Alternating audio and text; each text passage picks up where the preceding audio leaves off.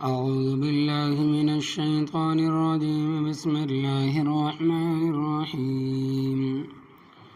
يا أيها الناس اتقوا ربكم الذي خلقكم من نفس واحدة وخلق منها زوجها وبث منهما رجالا كثيرا ونساء واتقوا الله الذي تساءلون به والأرحام إن الله كان عليكم رقيبا وآتوا اليتامى أموالهم ولا تتبدلوا الخبيث بالطيب ولا تأكلوا أموالهم إلى أموالكم إنه كان حوبا كبيرا وإن خفتم ألا تقسطوا في اليتامى فانكحوا ما طاب لكم من النساء مثنى وثلاث ورباع فإن خفتم ألا تعدلوا فواحدة أو ما ملكت أيمانكم ذلك أدنى ألا تعولوا وآتوا النساء صدقاتهن نحلا فإن طبن لكم عن شيء منه نفسا فكلوه هنيئا مريئا. لفظی ترجمہ سورۃ النساء آیت نمبر 1 اور 2، 172 آیتیں اور 24 رکوع. سورۃ النساء مدنیہ. یا ایہا الناس، اے انسانوں، اتقو، ڈرو، ربکم، اپنے رب سے، الذی، وہ رب، خلقکم، جس نے تمہیں پیدا کیا ہے، من نفس واحدۃ، ایک نفس سے، وخلق منہا، اور پیدا کیا اس نے اس نفس سے، زوجہا، اس کا جوڑا، وبث منہما، اور بکھیرے ان دونوں سے، رجالا کثیرا، بہت سارے مرد، ونساء، اور بہت ساری عورتیں. واتقوا اللہ، اور ڈرو اللہ تبارک و تعالیٰ سے، الذی،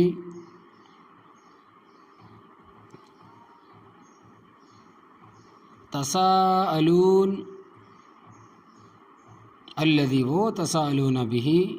کہ تم سوال کرتے ہو اس کے نام پر، والارحام، اور قرابت داری سے، ان اللہ کان، ہے، علیکم، رقیباً، تم پر نگراں، وآتوا الیتامى، اور دو یتیموں کو، اموالہم، ان کے مال، ولا تتبدلوا، اور نہ تبدیل کرو، الخبیث، ردی مال کو، بالطیب، عمدہ مال کے بدلے، ولا تاکلوا، اور نہ کھاؤ، اموالہم، ان کے مال،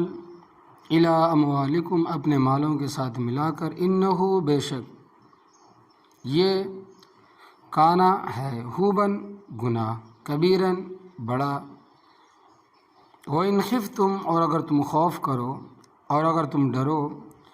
اللہ تقسطوا، یہ کہ تم نہیں انصاف کرو گے، فی الیتامى، یتیم عورتوں کے ساتھ، فانکحوا، پس تم نکاح کرو، ما طاب لکم، جو تمہیں پسند آئی، من النساء، عورتوں سے، مثنی، 2، وثلاث، اور 3، ورباع، اور 4. فإن خفتم الا تعدلوا، یہ کہ تم عدل نہیں کر سکو گے، اگر تم انصاف نہیں کر سکو گے 2 میں، 3 میں، یا 4 بیویوں میں، فواحدۃ، پس ایک ہی عورت کافی ہے، او ما ملکت ایمانکم، یا وہ جن کے تمہارے داہنے ہاتھ مالک ہیں، ذالک ادنیٰ، یہ زیادہ قریب ہے، اللہ تعولوا، کہ تم مائل نہ ہو جاؤ کسی ایک کی طرف. وآتوا النساء، اور دو تم عورتوں کو، صدقاتہن، ان کے مہر، نحلۃ، خوشی کے ساتھ. فإن طبن لکم عن شیء منہ، پس اگر وہ خود کر لے تمہارے لیے اس مہر میں سے کسی چیز کو، نفساً، اپنے نفس کو، فکلوہ، پس تم کھاؤ اس کو، ہنیئا، مزیدار، مریئن، خوشگوار، ہنیئم، مزیدار، مریئن، خوشگوار. تو آپ تمام حضرات کے سامنے اس سے پہلے صورت میں معاملہ تھا اغیار کے ساتھ، یعنی یہود و نصارہ اور مشرکین وغیرہ کو تبلیغ و اصلاح کی دعوت اور ان کے ساتھ جہاد کا. اور اس صورت میں اس صورت میں معاملہ ہے اپنوں کا۔ نبی کریم صلی اللہ علیہ وسلم جب مبعوث ہوئے اس وقت عورتوں اور چھوٹے بچوں کی بڑی حق تلفی ہوتی تھی۔ عورتوں کو جائیداد سے محروم کر دیا جاتا تھا اور چھوٹے بچوں کو بھی کچھ نہیں ملتا تھا۔ ان کا خود ساختہ قانون تھا کہ وراثت وہ لے سکتا ہے جو لڑ سکتا ہو۔ عورتوں اور بچوں نے کیسے لڑنا ہے؟ طاقت نہیں تھی، لڑ بھی نہیں سکتے، لہذا ان کو جائیداد سے محروم رکھتے تھے۔ حالانکہ اگر ان کی منطق کو سامنے رکھا جائے تو اس طرح کہنا زیادہ مناسب تھا کہ جو لڑ سکتے ہیں ان کو نہ دو، اور جو لڑ کر نہیں کما سکتے، لڑ کر نہیں لے سکتے، ان کو دو۔ اللہ تبارک و تعالیٰ نے اس صورت میں حقوق کو بیان فرمایا۔ اس صورت کا نام صورت النساء، اور نساء امرا کی جمع ہے، اگرچہ بظاہر جمع اور مفرد میں مناسبت نظر نہیں آتی، لیکن ہر فر میں کچھ باتیں ہوتی ہیں جو فن والے ہی سمجھتے ہیں۔ امرا کے معنی عورت اور نساء کے معنی ہیں عورتیں، تو صورت النساء کا مفہوم بنے گا کہ یہ وہ صورت ہے جس میں رب تعالیٰ نے عورتوں کے حقوق بیان فرمائے ہیں۔ یہ صورت مدینہ طیبہ میں نازل ہوئی، اس سے پہلے 51 صورتیں نازل ہو چکی تھیں۔ نزول کے اعتبار سے اس صورت کا 52 نمبر ہے۔ اس صورت کے 24 رکوع اور 176 آیات ہیں۔ اللہ تبارک و تعالیٰ فرماتے ہیں کہ یا ایھا الناس، اے انسانو، اتقوا ربکم، ڈرو اپنے رب سے، الذی خلقکم، وہ رب جس نے تمہیں پیدا کیا ہے، من نفس واحدۃ، ایک ہی نفس سے، اور وہ نفس تھے حضرت آدم علیہ السلام، یعنی اللہ تبارک و تعالیٰ نے تمہیں حضرت آدم علیہ السلام سے پیدا فرمایا ہے۔ وَخَلَقَ مِنْهَا زَوْجَهَا، اور پیدا فرمایا اس نے اس نفس سے اس کا جوڑا۔ احادیث اور تفسیروں میں آتا ہے کہ اللہ تبارک و تعالیٰ نے حضرت آدم علیہ السلام کی بائیں پسلی سے اماں حوا علیہ السلام کو پیدا فرمایا۔ وَبَثَّ مِنْهُمَا رِجَالًا كَثِيرًا وَنِسَاءً، اور پھیلا دیے ان دونوں سے مرد بہت سارے اور بہت ساری عورتیں۔ آج دنیا انسانوں سے بھری ہوئی ہے، جس ملک میں جاؤ پاؤں رکھنے کی آپ کو جگہ نہیں ملے گی۔ سب کی اصل، سب کی جو جڑ ہے حضرت آدم اور حضرت حوا علیہ السلام ہے۔ وَاتَّقُوا اللَّهَ الَّذِي تَسَاءَلُونَ بِهِ وَالْأَرْحَامَ، اور ڈرو تم اللہ تبارک و تعالیٰ سے کہ تم سوال کرتے ہو اس کے نام پر، اور قرابت داری سے، یعنی اللہ تبارک و تعالیٰ سے ڈرو جس کا نام لے کر تم سوال کرتے ہو اور کہتے ہو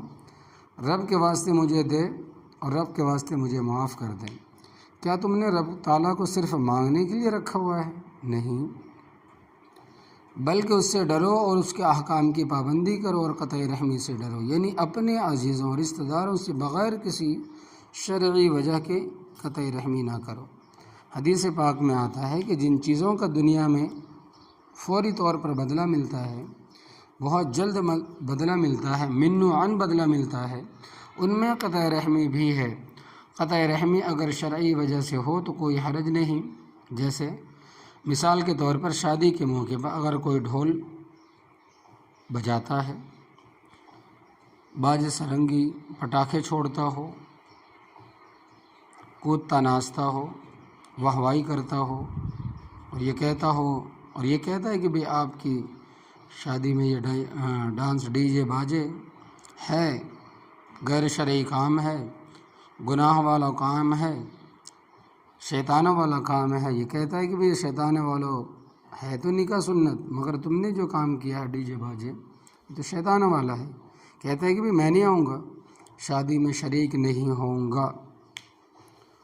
تو اس قطع رحمی پر ثواب ملے گا اور گناہ نہیں ہوگا، کیونکہ اصل یہ اس وجہ سے نہیں جا رہا کہ ڈھول ہے، باجا ہے، سارنگی ہے، ناچ ہے، شریعت کے خلاف ہے، کوئی بھی دینی بات ہو، اگر وہ نہیں مانتے تم ان کی پرواہ نہ کرو۔ اور دنیاوی معاملات میں قطع رحمی بہت بڑا گناہ ہے، اس کا بدلہ دنیا میں بھی ملتا ہے اور آخرت میں بھی ملتا ہے۔ حدیث پاک میں آتا ہے کہ جو شخص رحم کرتا ہے اس کی عمر لمبی ہوگی، عمر میں برکت ہوگی۔ دوسرا یہ کہ لوگ اس کو اچھے نام سے یاد کریں گے۔ ان اللہ کان علیکم رقیبا،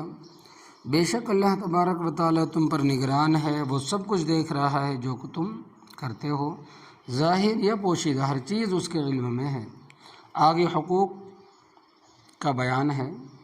نزول قرآن کے زمانے میں یتیموں کے ساتھ بہت بڑی زیادتی ہوتی تھی، وہ یہ کہ اس طرح کہ مثلاً ایک آدمی فوت ہو گیا اور اس کے بچے چھوٹے ہیں تو ان کا جو سرپرست اور نگران بنتا تھا یا تو چچا یا تو تایا۔ بچے چھوٹے ہوتے تھے، ان کو اتنی سوجھ بوجھ ہوتی نہیں تھی، عقل ہوتی نہیں تھی، تو یہ سرپرست ایک نگران جو اس کے چاچا یا تایا بنتے تھے اس طرح کرتا کہ اس کے سامان میں سے اچھی چیزیں اٹھا لیتا اور اپنی رنگ پوری کرنے کے لیے ردی چیزیں وہاں رکھ دیتا۔ مثلاً اچھے پلنگ خود لے لیتا، اپنے گھر کے پرانے اور ردی ان کے کھاتے میں ڈال دیتا، اچھے بسترے خود اٹھا لیتا اور ردی وہاں رکھ دیتا، اچھی چیزیں کرسیاں اٹھا لیتا، کمزور ان کے سامنے رکھ دیتا۔ یہ اس معاشرے کا مزاج بن گیا تھا، الا ماشاء اللہ، حالانکہ یہ جائز نہیں تھا۔ یتیموں کا جو مال ہے وہ ان کا ہے، چاہے کھرا ہے یا کھوٹا ہے، وہ تمہارے پاس امانت ہے۔ جب وہ بالغ ہو جائے اور انہیں سوجھ بوجھ ہو جائے تو ان کے حوالے کر دو۔ ارشاد ربانی ہے کہ وآتوا الیتامی اموالہم، اور دو یتیموں کو ان کا مال، ولا تتبدلوا الخبیث بالطیب، اور نہ تبدیل کرو، نہ ادلا بدلی کرو ردی مال کو عمدہ مال کے ساتھ، کہ تم اپنا ردی مال ان کے کھاتے میں ڈال دو اور ان کا عمدہ مال خود لے لو، ایسا مت کرو اور اس طرح بھی نہ کرو۔ ولا تأکلوا اموالہم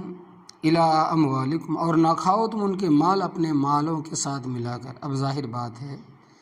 کہ چھوٹے بچے ہیں اور فرض کرو ان کی ماں اور باپ دونوں فوت ہو گئے، ماں بھی فوت ہو گئی، باپ بھی فوت ہو گیا،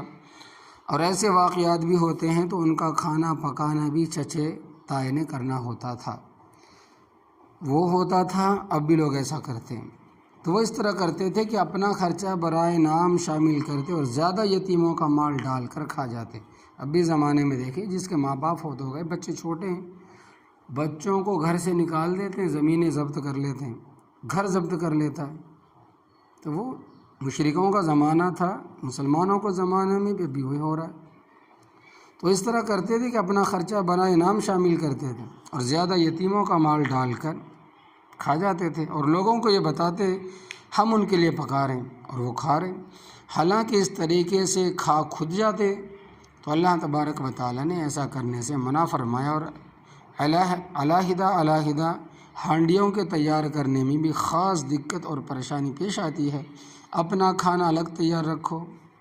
یتیموں کا الگ تیار کرو، پھر گھر میں بے سمجھ بچے بھی ہوتے ہیں، ان کا سالن کھا جائیں، وہ ان کا سالن کھا جائے، بڑی تکلیف دہ صورت ہوتی ہے۔ تو اس کے لیے شریعت نے دوسرے پارے میں اصول بیان فرمائے کہ وَإِن تُخَالِطُوهُمْ، اگر تم کھانے پینے میں اس کو ساتھ ملا لو، فَإِخْوَانُكُمْ، تو وہ تمہارے بھائی ہیں، یعنی رب سے تمہیں اجازت ہے کہ وہ اس طرح کے مثال کے طور پر یتیم بچہ 8 سال کا ہے تو اس کے آٹے میں سے اتنا آٹا تم لے لو جتنا تم اپنے 8 سال بچے کے لیے آٹا استعمال کرتے ہو، اور اس بچے کے لیے سالن کا جتنا خرچہ کرتے ہو یتیم کے مال میں سے اتنا خرچہ لے لو، پھر اس میں جو کمی بیشی ہوگی وہ تمہیں اللہ تبارک و تعالیٰ معاف فرمائیں گے۔ انما الاعمال بالنیات، اعمال کا دار و مدار نیتوں پر ہے، نیت تمہاری یتیم کے مال کو کھانے کی نہیں ہے۔ واللہ یعلم المفسد من المصلح، اور اللہ تبارک و تعالیٰ خرابی کرنے والوں کو اور اصلاح کرنے والوں کو خوب جانتا ہے۔ ان کا آٹا تم اپنے آٹے میں دیانتداری کے ساتھ ڈالو جتنا حق بنتا ہے، اور سالن پکانا ہے تو بھی ان کا حصہ دیانتداری کے ساتھ ڈالو، تھوڑی بہت کمی بیشی اللہ تبارک و تعالیٰ معاف فرمائے گا۔ کپڑوں کا ان کا حساب الگ رکھو، علاج معالجے کا حساب الگ رکھو،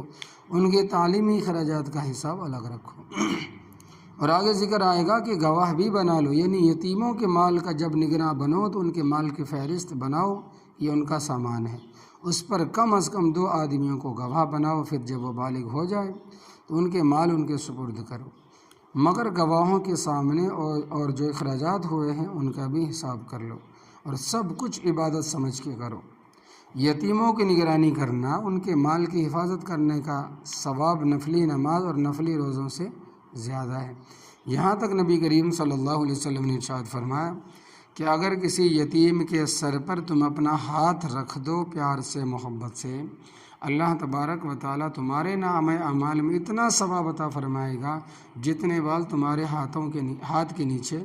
بال آ جائے۔ تو عبادت ہے یتیموں کا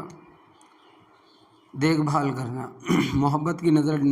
ڈالنا بھی غریب یتیموں کے اوپر ثواب ہے، اور یہ سب کچھ دیانت داری کے ساتھ ہوتا کہ تم پر کسی قسم کا حرف نہ آئے، آنچ نہ آئے۔ اور یتیموں کا مال کھانا انہ کان حوبا کبیرہ، بے شک بہت بڑا گناہ ہے، کیونکہ یتیم کا مال کھانے والے نے اللہ تبارک و تعالیٰ کا حق بھی توڑا اور بندے کا حق بھی توڑا، اور بندے کا حق معاف نہیں ہوتا چاہے کروڑ مرتبہ بھی توبہ کر لے، جب تک صاحب حق معاف نہیں کرے گا معافی نہیں ہوگی۔ یتیموں کے مال حقوق کو بیان کرنے کے بعد اللہ تبارک و تعالیٰ نے یتیم لڑکیوں کے حقوق کو بھی بیان فرمایا۔ نزول قرآن کریم کے وقت یتیم لڑکیوں کے ساتھ بھی بہت بڑی زیادتی ہوتی تھی، وہ اس طرح کہ مثلاً چچا تایا فوت ہو گیا، اس کی لڑکیاں بھی ہیں اور یہ سرپرست ہوتا اور خود چچے یا تائے کی لڑکی کے ساتھ نکاح کر لیتا اور حق مہر بھی پورا نہ دیتا کہ میں سرپرست ہوں، مجھے کون پوچھنے والا، اور دوسرے حقوق مثلا لباس، خوراک وغیرہ وغیرہ بھی پورے نہ کرتا۔ مجھ سے کس نے باز پرسی کرنی ہے، وہ میرے چچے تائے یا پھوپھی کی لڑکی ہے، ماموں کی لڑکی ہے، اور میں خود اس کا سرپرست ہوں۔ اللہ تبارک و تعالی نے فرمایا کہ تم اس طرح نہ کرو، بلکہ اگر تم نے ان کے ساتھ شادی کرنی ہے تو ان کا حق مہر بھی پورا دو، اور جو دوسرے حقوق ہیں مثلا لباس، خوراک، کھانا، کپڑا وغیرہ وہ بھی دستور کے مطابق مہیا کرو، جتنا کہ دوسرے لوگ دیتے ہیں۔ یتیم لڑکیوں پر ظلم نہ کرو۔ وَإِنْ خِفْتُمْ، اور اگر خوف کرو، اللہ تقسطوا فی الیتامیٰ کہ تم انصاف نہیں کر سکو گے یتیم عورتوں کے ساتھ، تو ان کے ساتھ نکاح ہی نہ کرو۔ اللہ اکبر کبیرہ، کتنا آسان دین ہے دین اسلام۔ فَانكِحُوا مَا طَابَ لَكُم مِّنَ النِّسَاءِ، پس تم نکاح کرو جو تمہیں پسند آئیں عورتوں سے۔ کون سی عورتیں؟ کتنی عورتیں؟ فرمایا کہ مثنا 2 و ثلاثہ یا 3 و رباع یا 4۔ یاد رکھنا امت میں سے کسی شخص کو بیک وقت 4 عورتوں سے زیادہ کے ساتھ نکاح کرنے کی اجازت نہیں، یعنی ایک ساتھ میں 4 عورتیں رکھنا اس امت میں کسی کو بھی درست نہیں ہے۔ نبی کریم صلی اللہ علیہ وسلم کی خصوصیت تھی کہ بیک وقت آپ صلی اللہ علیہ وسلم کی 4 سے زیادہ بیویاں تھیں۔ اس امت، اس میں آپ صلی اللہ علیہ وسلم کی پیروی، اس میں امت یعنی کہ نبی کریم صلی اللہ علیہ وسلم کی پیروی نہیں کر سکتی، کیونکہ یہ جو امت ہے 4 بیویوں سے زیادہ میں، یہ امت آپ صلی اللہ علیہ وسلم کی پیروی نہیں کر سکتی، کیونکہ یہ آپ صلی اللہ علیہ وسلم کی خصوصیت تھی، خاصیت تھی۔ رافضی اور خارجی کہتے ہیں کہ ایک آدمی بیک وقت 18 بیویاں رکھ سکتا ہے، حالانکہ یہ جائز نہیں ہے، اور وہ مغالطہ اس طرح دیتے ہیں کہ دیکھو مثنا کے معنی ہیں 2 2 تو 4 ہو گئی، وہ ثلاثہ کے معنی ہیں 3 3 تو 6 ہو گئی، اور 4 اور 6 10، ربع کے معنی ہیں 4 4 تو 8 ہو گئی، اور 10 اور 8 18 ہو گئی۔ لہٰذا ایک آدمی کے لیے بیک وقت 18 بیویاں جائز ہے، یہ رافضی کہتے ہیں، شیعہ۔ جبکہ امام علی ابن حسین رحمۃ اللہ علیہ، جن کو زین العابدین کہتے ہیں، اور یہ اہل تشیع کے چوتھے امام ہیں، اور ترتیب اس طرح ہے، پہلے امام حضرت علی رضی اللہ عنہ، اور دوسرے امام حضرت حسن رضی اللہ تعالیٰ عنہ، اور تیسرے امام حضرت حسین رضی اللہ تعالیٰ عنہ، اور چوتھے امام زین العابدین رضی اللہ رحمۃ اللہ علیہ۔ تو اس چوتھے امام سے اس آیت کریمہ کی تفسیر بخاری شریف میں اس طرح منقول ہے، وہ فرماتے ہیں کہ مثنا سے 2 2 مراد نہیں بلکہ صرف 2 ہی مراد ہے، یہاں وہ کے معنی او کے ہیں، اور مطلب یہ ہوگا کہ 2 کرو یا 3 کرو یا 4 کرو، تو 4 سے زیادہ کی شریعت نے اجازت نہیں دی۔ نبی کریم صلی اللہ علیہ وسلم کے پاس 2 شخص آئے تھے، حضرت فیروز ویلمی رضی اللہ تعالیٰ عنہ کہنے لگے، حضرت میری نکاح میں 10 عورتیں، مجھے بتائیں کہ میرے لیے کیا حکم ہے؟ تو آپ صلی اللہ علیہ وسلم نے فرمایا کہ تجھے 4 رکھنے کی اجازت ہے، اس سے زیادہ کی اجازت آپ کو نہیں ہے۔ چونکہ وہ اسلام قبول کر چکے تھے لہٰذا انہوں نے 4 سے زیادہ کو الگ کر دیا۔ دوسرے شخص نے کہا کہ حضرت میرے نکاح میں 2 سگی بہنیں ہیں، اس کے متعلق کیا حکم؟ تو نبی کریم صلی اللہ علیہ وسلم نے فرمایا کہ قرآن پاک میں آتا ہے کہ وَأَن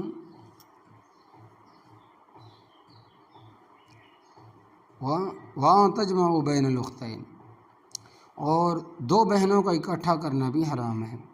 یعنی بیک وقت کسی کے نکاح میں 2 حقیقی بہنیں نہیں رہ سکتی۔ ہاں اگر ایک فوت ہو جائے اور اس کے بعد دوسری نکاح کر لے تو وہ الگ بات ہے۔ فَإِنْ خِفْتُمْ، پس اگر تم خوف کرو، اللہ تعدلوا، کی یہ کہ تم ایک سے زیادہ عورتوں میں انصاف نہیں کر سکو گے، فواحدۃ، بس ایک ہی عورت کافی ہے۔ مطلب یہ ہے کہ 2 یا 3 یا 4 کے ساتھ نکاح کی اجازت مشروط تو ہے، شرط تو ہے، مگر شرط کیا ہے؟ عدل کرو۔ اگر عدل نہیں کر سکتے تو پھر ایک ہی پر گزارا کرو، او ما ملکت ایمانکم، یا وہ جن کے تمہارے دائیں ہاتھ مالک ہے، یعنی اگر تم ایک آزاد عورت کے حقوق بھی پورا کرنے کی صلاحیت نہیں رکھتے تو پھر لونڈی پر گزارا کر لو۔ پھر لونڈی اور غلام کا مفہوم سمجھ لیں، شرعی جہاد ہوا اور اس میں اللہ تبارک و تعالیٰ فتح نصیب فرمائے تو اس میں کافروں کے مرد اور عورتیں بچے گرفتار ہوں گے، ان کے متعلق تفصیل ہے۔ نمبر 1، قیدیوں کا قیدیوں کے ساتھ تبادلہ کر دیا جائے، کیونکہ ظاہر بات ہے کہ جب لڑائی ہوگی تو تمہارے آدمی بھی تو ان کے پاس قید ہوں گے، قیدیوں کے آپس میں تبادلے کی بھی اجازت ہے۔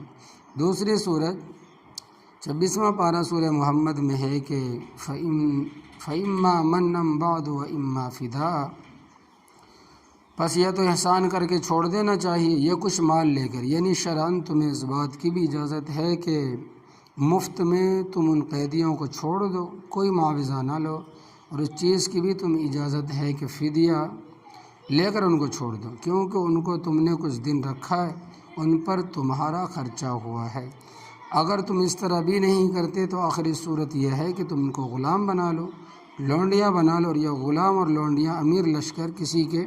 سپرد کرے تو دائیں ہاتھ سے قیدی کا ہاتھ پکڑ کر جن کو دینا چاہے گا اس کے ہاتھ دائیں ہاتھ میں پکڑائے گا اور کہے گا کہ یہ تیری ملک ہے، اور اسی وجہ سے اس کو ملک یمین بھی کہتے ہیں، اور یہی مطلب ہے کہ او ما ملکت ایمانکم، یا وہ جن کے تمہارے دائیں ہاتھ مالک ہے۔ تو وہ جن کے تمہارے دائیں ہاتھ مالک ہے، اور مسئلہ یہ ہے کہ کسی کو کوئی چیز دو تو دائیں ہاتھ سے دو، کھاؤ پیو دائیں ہاتھ سے، استنجا کرو بائیں ہاتھ سے، ناک صاف کرو بائیں ہاتھ سے۔ تو امیر لشکر جب کسی کے سپرد کر دے گا تو پھر اس کا سارا خرچہ اس کے ذمہ ہوگا۔ یہ قیدی کے سپرد کرنے کا ایک طریقہ ہے، ورنہ اگر وہ ہاتھ بھی نہ لگائے، صرف زبان سے کہتے کہ اتنے آدمی تیرے غلام ہیں، تو وہ اس کے غلام ہوں گے۔ ان میں جو عورتیں ہوں گی ان کے متعلق تفصیل ہے کہ اگر وہ اہل کتاب یعنی یہودی یا نصرانی ہے تو مالک ان کے ساتھ بستری بھی کر سکتا ہے۔ اگر وہ اہل کتاب میں سے نہیں اور وہ مسلمان ہونے کے لیے بھی تیار نہیں ہے تو پھر ان کے ساتھ خاوند بیوی والا معاملہ درست نہیں ہے، وہ صرف اس کی ملک ہوں گی۔ جیسے کوئی گدھی یا کھچر خرید لے تو اس کا مالک تو ہوگا مگر اس کے ساتھ جمع نہیں کر سکتا۔ لونڈی کے ساتھ جمع کے لیے 2 شرطیں، ایک یہ کہ وہ اہل کتاب میں سے ہو اور وہ مسلمان ہو جائیں، اور اس وقت ہمارے علم میں نہیں ہے کہ کہیں کوئی شرعی لونڈی ہو۔ یہ جو گنڈے قسم کے لوگ عورتوں اور بچوں کو پکڑ کر بیچ آتے ہیں یہ شرعی غلام نہیں بن سکتے، اور یہ بڑا سنگین مسئلہ ہے۔ تعزیتی طور پر اغوا کنندگان کی سزا موت ہونی چاہیے تاکہ آئندہ کسی کو ایسی جرت نہ ہو، اور فقہ اسلامی بھی اس کی تائید کرے گی۔ تو یہ جو مسئلہ بیان ہوا ہے کہ اگر تم زیادہ عورتوں کے ساتھ انصاف قائم نہیں کر سکتے تو پھر ایک ہی کافی ہے، یہ لونڈی پر پھر تم گزارا کر لو، شادی مت کرو۔ ذالک ادنی اللہ تعولوا، یہ زیادہ قریب ہے کہ تم مائل نہ ہو کسی ایک کی طرف، وَآتُوا النِّسَاءَ صَدُقَاتِهِنَّ نِحْلَةً، اور دو تم عورتوں کو ان کی مہر خوشی کے ساتھ، جو مہر تم نے مقرر کیا ہے وہ تمہارے ذمہ ہے، دینا پڑے گا۔ فَإِن طِبْنَ لَكُمْ عَنْ شَيْءٍ مِّنْهُ نَفْسًا، پس اگر وہ عورتیں خوش کر لیں اپنے نفس کو تمہارے لیے مہر میں سے کسی شے پر، یعنی مہر سے یا اس کے کچھ حصے سے دستبردار ہو جائیں، فَكُلُوهُ هَنِيئًا مَرِيئًا، پس کھاؤ تم اس کو مزیدار خوشگوار۔ ہنیئن کے معنی ہیں کہ رچنا، مرین کے معنی ہیں پچتا۔ جیسے اچھی چیزوں کو انسان کھاتا ہے تو کھاتے وقت بھی مزہ آتا ہے اور بعد میں بد ہضمی بھی نہیں ہوتی، یعنی جو چیز تمہیں معاف کر دی گئی ہے وہ مزیدار طریقے سے کھاؤ اور بعد میں بد ہضمی بھی نہیں ہوگی، لیکن بیوی کی رضا کے ساتھ، بیوی کے رضامندی کے ساتھ۔ ایسا نہیں کہ سر پر ڈنڈا رکھ کر معاف کراؤ، تو یہ عند اللہ معاف نہیں ہوگا۔ قیامت والے دن پکڑ ہوگی، خوشی اور رضامندی سے معاف کرے اور اس میں بھی اس کی مرضی ہے، سارا معاف کر دے تو اس کی مرضی، آدھا معاف کر دے تو اس کی مرضی، کچھ حصہ معاف کر دے جتنا وہ چاہے، کیونکہ مہر کی وہ مالک ہے، آپ نہیں ہیں۔ تو اس وجہ سے مہر کا مسئلہ یہ ہے کہ زبردستی معاف نہیں کرا سکتے، اگر وہ زبردستی معاف کر بھی دے گی تو بھی معاف ہوگا نہیں۔ اللہ عمل کی توفیق عطا فرمائے۔